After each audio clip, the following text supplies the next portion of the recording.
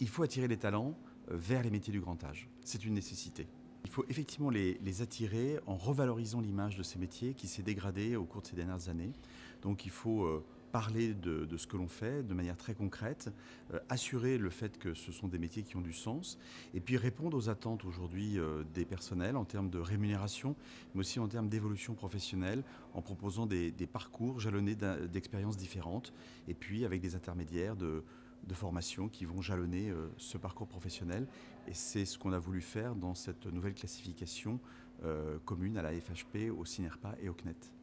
Alors ce nouvel avenant, c'est une refonte complète de la façon de rémunérer et d'organiser la carrière des salariés, à la fois dans les cliniques, à la fois dans les maisons de retraite et dans les établissements thermaux.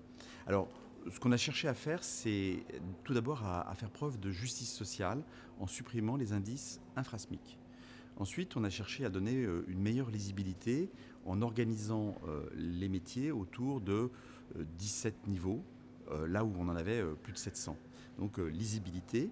On a cherché également à donner de l'équité et donc à rémunérer de la même manière les mêmes professionnels, quel que soit le lieu d'exercice de leur profession. On a cherché à les sécuriser avec une base socle qui est importante et avec un engagement d'entrer en négociation chaque fois qu'il y aura des augmentations du SMIC.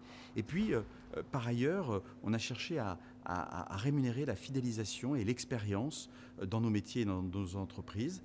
Et enfin, on a permis également de donner une part plus importante à l'individualisation des rémunérations sur la base des compétences, des expériences et des missions propres à chacun des collaborateurs.